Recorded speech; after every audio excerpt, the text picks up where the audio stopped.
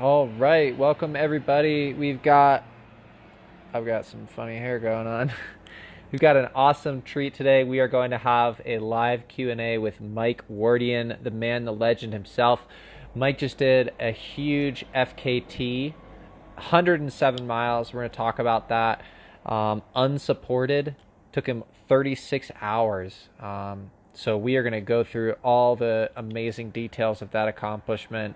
Mike Wardian is one of our coaches here at Chaski Endurance Collective, and there's the shirt, and is also just an amazing athlete. He has been doing crazy things for basically since I was born.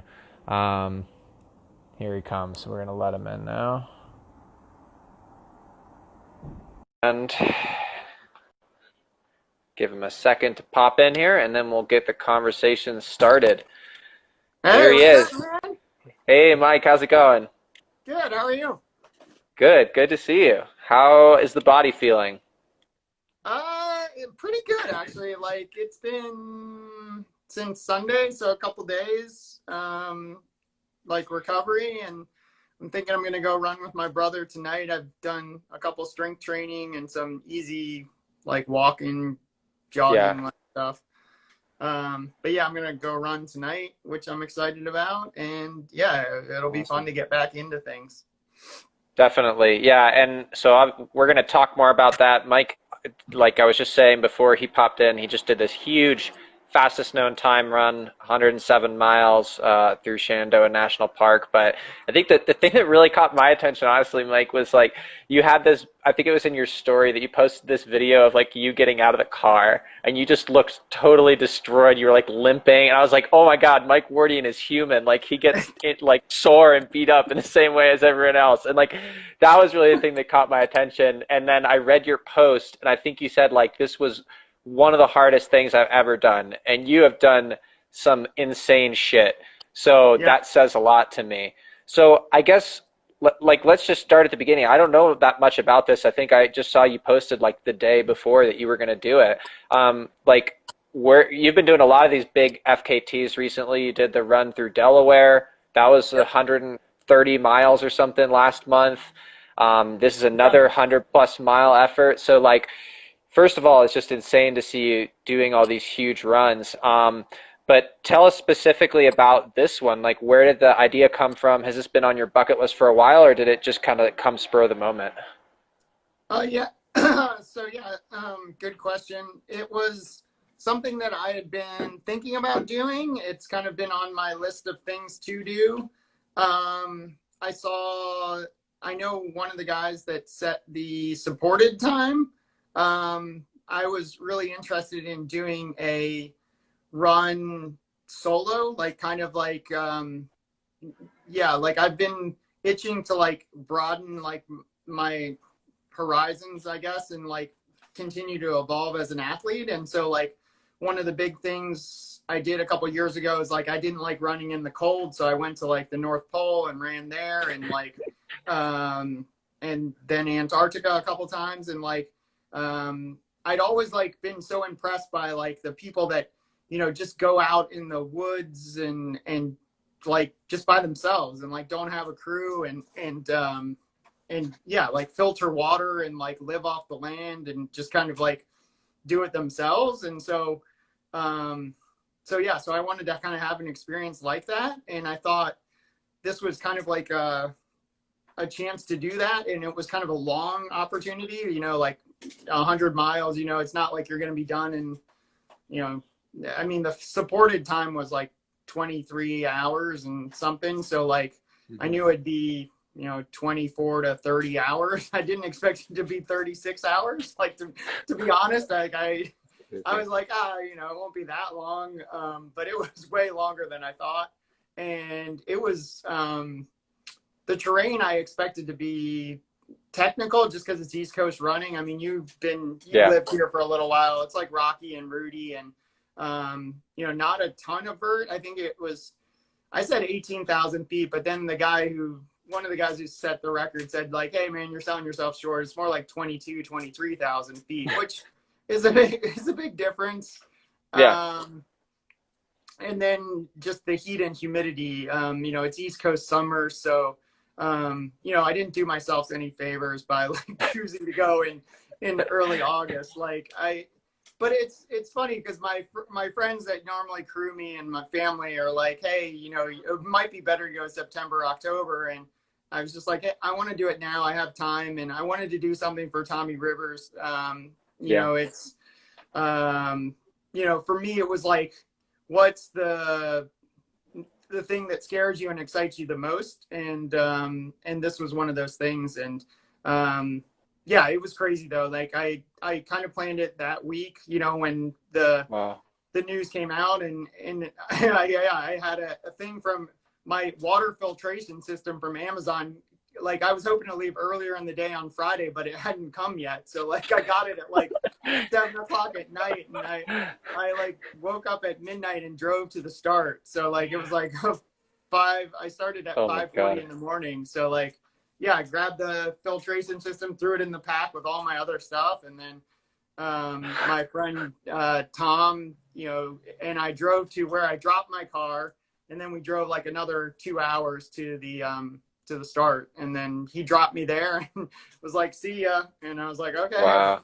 And it was kind of cool because like the only way you get home is if you run 107, or it turned out to be more like 110 miles with like having to go get water and stuff. But yeah, so it's one of those things where it had a real sense of adventure, and I've been really craving that. I mean, I think one of the things we love most about what we do is, you know, going to far-flung places and meeting new people and seeing things, but it's also that sense of adventure, like, you know, just like like running in the unknown and not really knowing you know, how it's going to go. And I think, like, you know, a lot of times when you start a race now, I mean, you might not get the time you want or the place you want, but you're pretty sure you're going to be able to get it done. And this was one of those things where it's like, I'm stepping into the complete unknown, and I wasn't sure how it was going to go. And very quickly I realized that, you know, I overpacked, and like, but there's nobody to like just be like, oh, hey, can I just drop like 15 pounds worth of weight with you? Like, what was the stuff that you brought that you thought was unnecessary at that point? Well, that's the problem, is like, because you're self-supported. So like, I don't feel like any of it was really unnecessary. I think I brought too much powdered like nutrition, like so like liquid calories, but I expected, like, I probably should have brought some like more sandwiches and stuff like that, which are a little bit lighter. Like I think each of the things that I was bringing was like a pound, and so like I had like 15-20 pounds worth of just like powder, like, which was, you know, a lot. And then the water was really heavy, but like I feel like I should have probably had one more water bottle. And then the bag that I was using, it's like this Nathan, kind of like a fast packing bag, which it's cool. It just needs, like, it's a heavy bag in general, just because I think it's more for hiking rather than running. And then when it got wet, it got super heavy. So because I got dumped on. And I brought like a big like battery charger to keep my phones charged, because I wasn't going to be able to switch them out, or like, and to keep the Garmin charged. And those things are just heavy, man. It's like 3 pounds probably. I don't know. Like, it was one of those really big ones. So like stuff like that, where you're like, oh, and I brought 3 headlamps because in case I fell and broke one, and then I had 3 batteries. So like, and they're the big like Petzl nows. So those aren't super heavy, but it's just like, Everything adds up, man. It's like, and then, you know, I had gels, and each of those are kind of heavy, and and then nuts and granola, and then the water filtration system, and then I had like 3 liters of water, which is heavy. It's a lot of stuff, but it's a lot of time out there. Well, and also I had like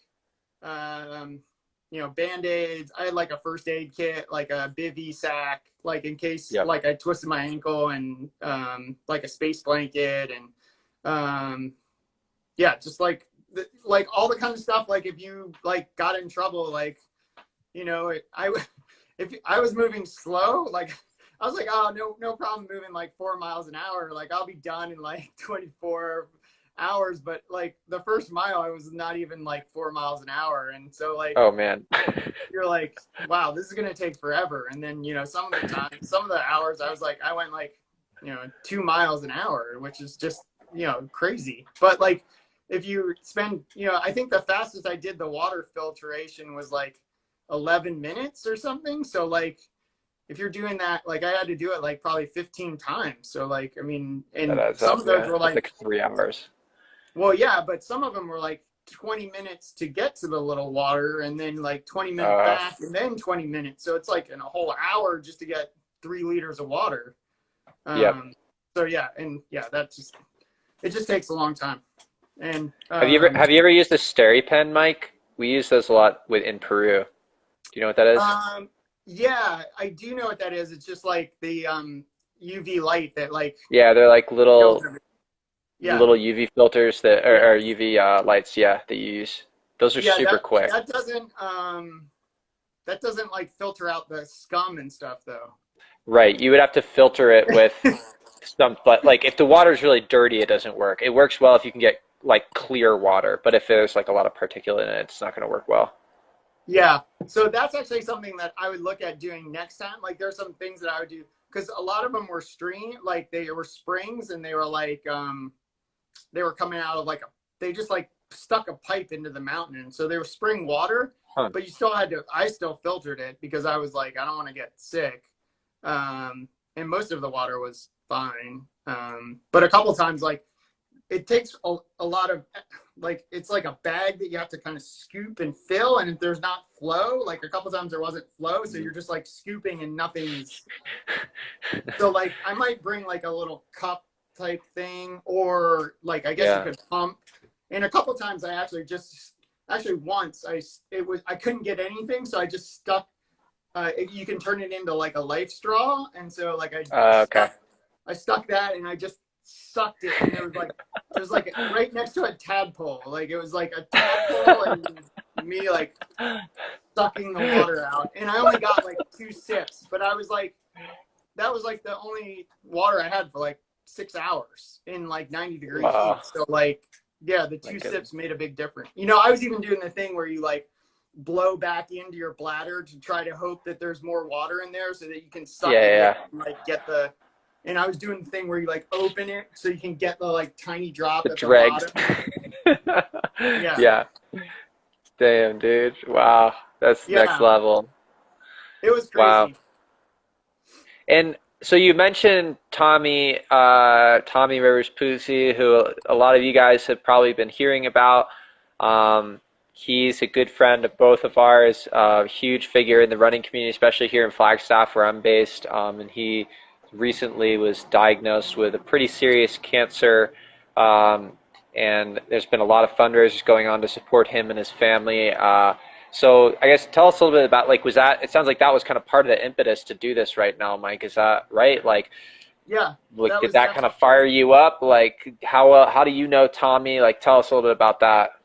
Yeah, I mean, exactly. Yeah. So there's a bunch of us that got together on a call last week, and we're like, hey, what can we do? And there were some people, I think Vince and Ben Rosario, that were kind of like leading the charge for this kind of run with ribs. And so it was kind of like, hey, how can you challenge yourself? And so so this is what I thought of. Like, this is something that I've been wanting to do, and this gave me the reason to do it, to help raise some money for Tommy and his family.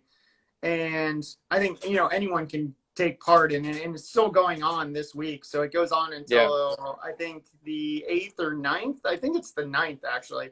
So like, I'm going to try to do another thing this week, which is going to like be crazy. The longest I've ever swam is 3 miles. So I'm going to try to swim a 10K this week. So yeah, it's going to probably take me, like, I'm a crappy swimmer, so it's probably going to take me like 5 or 6 hours, I think. So like I already Oh my talked to God. like the pool to like see if I can like do it, because now you have to like make reservations and everything. Yeah. So so anyhow, yeah, so like that's something else that I'm hoping to get done this week to try to raise some money. So That's awesome. but yeah, but basically it's like I was thinking of like the things that I've wanted to do that I haven't made the time to do, or have, you know, like we were saying, like most of the things this year have been canceled. It's been crazy though, because I think I've already like raced 1,300 miles now after this past weekend.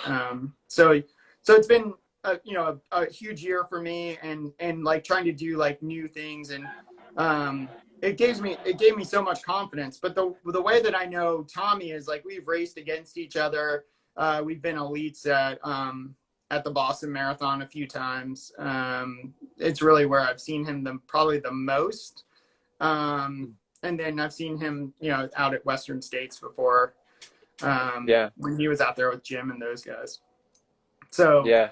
but he's just like one of those dudes who's just like, you just want to be friends with, because he just seems like so cool, and he really is. Like, he's not just like pretending to be like that. He's just like a nice, cool dude, and you're just like, man. And especially like I saw a lot of myself in him, in that, like, he did that run in the Grand Canyon, and he came back and he was like, oh, I'm peeing blood, but whatever, you know, that happens.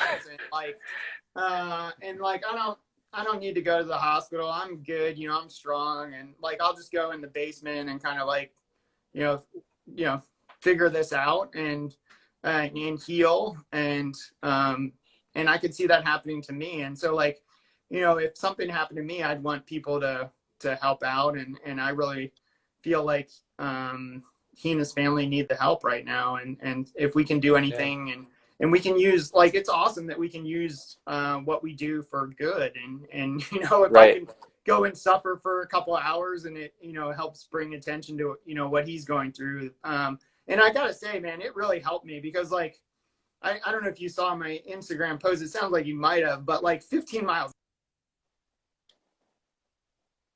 Uh-oh. Sorry, Oh, someone called. You're back. All good. Can you hear me? You were saying 15 miles in. Yeah, no, yeah, like 15 miles in, like my bag was like, yeah, I think it was over 25 pounds. It was like cutting into my shoulders, and like, you probably have like little bony, like scapula, like in the back too. So like when you run, it kind of like, it pokes out a bit, and then the bag was like chafing it. And so like, I was really lucky. I had just stuck in some KT tape, just because, I don't know why, like, because I was like, oh, I'm gonna be prepared for everything, and I was able to like get it dry enough that I could actually stick it on, and I was also like self-applying it. And so yeah, but like 15 miles in, I was like, dude, I don't think I can carry this. And then I was thinking, like, dude, you're just being such a wuss. Like, he's like fighting for his life, and you're like, oh, my shoulder, you know? And so, yeah, so I mean, it was definitely helped there. And then, I was really surprised. My feet got super wet, which I usually try to, you know, keep them dry. And I brought extra wool socks, and, a new, like, my wool and gingies, and the liners that I use, and I put them in a Ziploc bag, but somehow the bag opened, and then it got rained on. So I just had, like, I was planning to switch socks like in the middle, and then of course, like, my socks that I was going to switch into were way wetter than the socks I was wearing, which got super wet, not because I stepped in anything or I got rained on yet, but because in the morning there was so much dew on the grass. So when I was running through the fields, like, my feet just got saturated with water. And then they got so chafed because of the extra weight on my back. So like, I just wasn't nimble on the rocks. So I was just smashing them and then sliding my foot across. So it was just causing all this friction. So yeah, so that wasn't awesome. So like, I basically had blisters for 97 miles and chafe on my back, which was not fun. Yeah, no, that sounds brutal, but I think that if there's a positive to this, I think being able, like you said, to not only be motivated by Tommy and by all the other people that are supporting him, but also to, yeah, like use what we're doing for something that's cool and powerful. I think a lot of the time running is a very selfish pursuit, and it's nice to be able to be like, okay, this is something that I'm doing for myself and pushing my own limits, but I'm also doing this for a greater cause. I'm helping this guy out who is really in a tough situation right now. And I think that when I've been in those situations, it's definitely given me like an extra, gear to go into when things get really hard. Yeah, yeah, for sure. I mean, I think I think the fact that nobody was close, like I think that really helped actually. Like Yeah.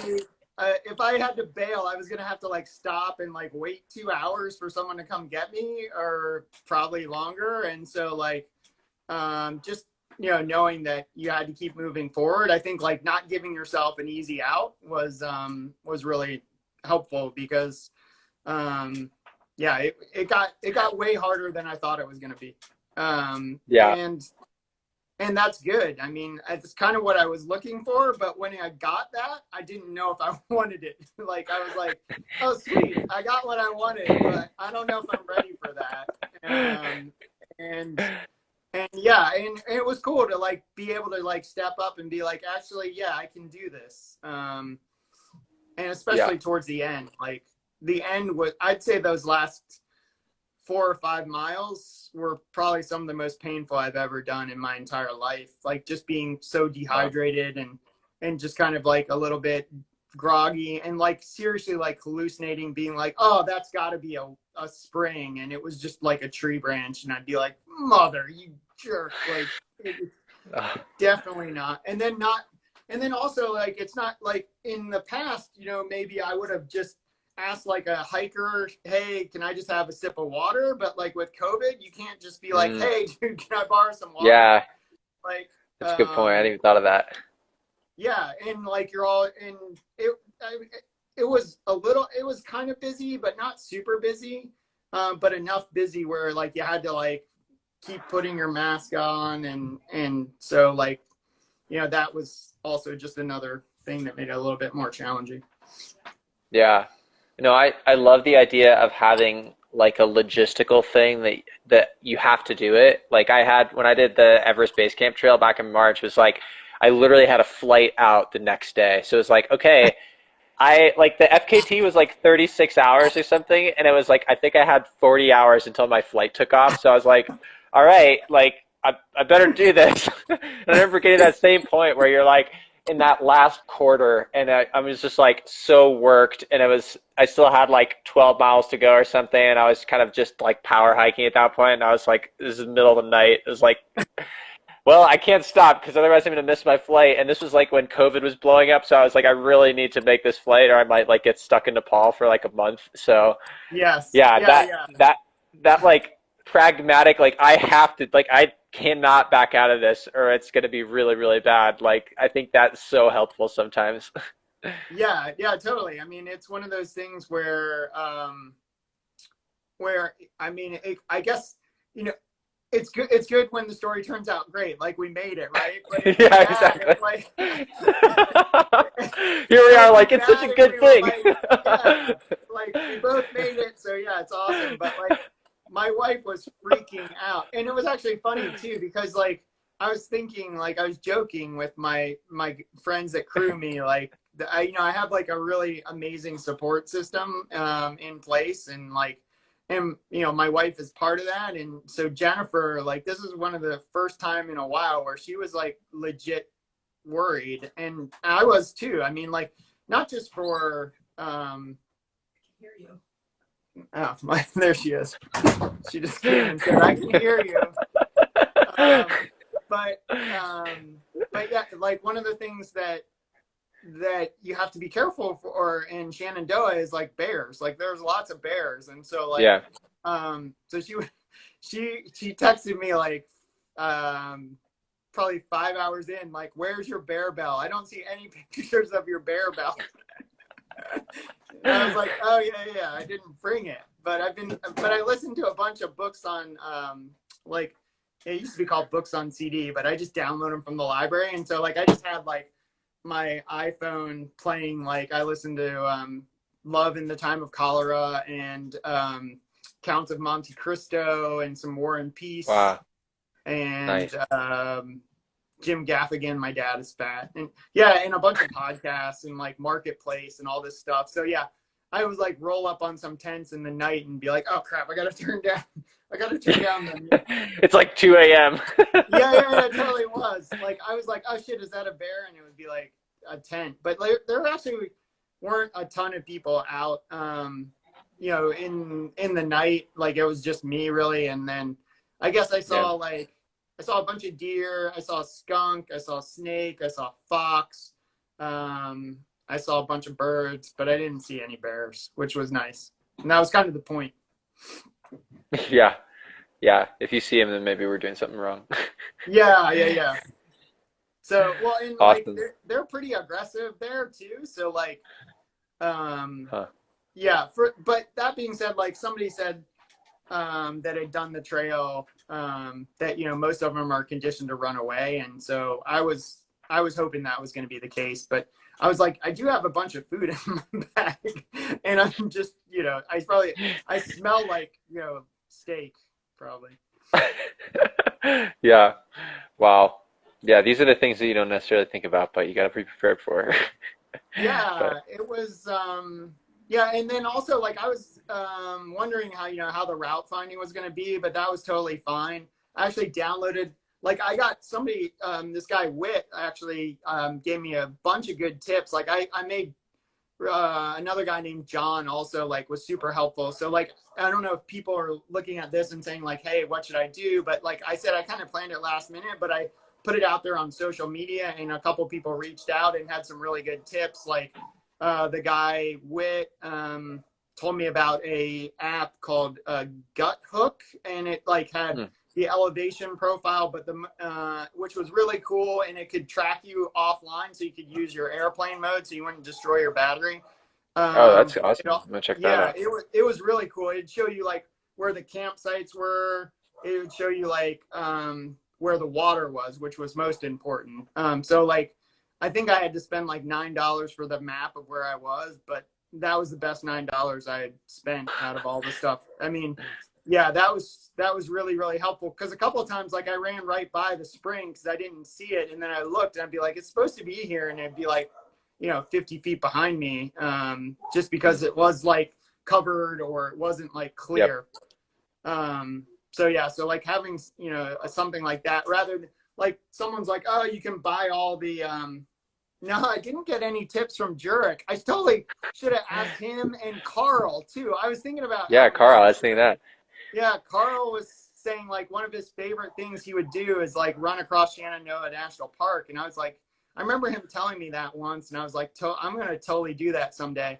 And you know what I think is awesome now is like I always used to be intimidated by these kind of distances, and now like it feels like pretty like in my realm of what I'm capable of. And so like I think like having that kind of confidence was super awesome. Yeah. No, it's so cool, and it's cool to see you as someone who's like already accomplished so much and is finding cool new ways to push yourself, like whether it's the swimming or, you know, this unsupported kind of adventure thing. Like, I just think that's so cool. Like, I think so many people are like, oh, you know, I've done my marathon, I've done my ultra, but you're like just still finding ways to push yourself. It's so awesome. Like, it definitely like gets me psyched up to just like keep exploring the sport more, you know?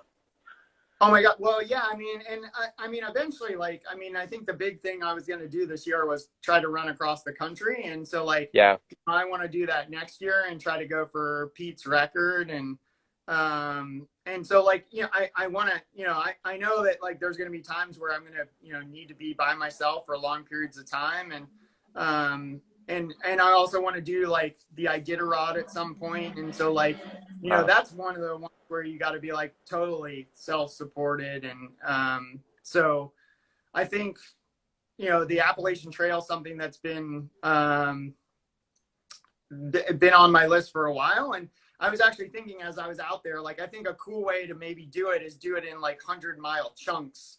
You know, so like, Because I still work full time, you know, and so like, but I could go do 100 miles. Like the next one I want to do is there's a thing called the SCAR, which is the run across Tennessee. It's the Appalachian Trail in Tennessee, and it goes up to like the highest point. I think it's like Klingman's Dome or something. But yeah, so like I saw that, and that made me think of like Shenandoah, and then yeah, and then actually yesterday when I was just doing a walk around the neighborhood, I was like, I want to run to New York now, I think. So like, so yeah, so like, it's crazy where like your mind will go. It's like, you know, I'm kind of excited about, what is this? I had the pleasure of watching him lap me multiple times at the 50K earlier this year.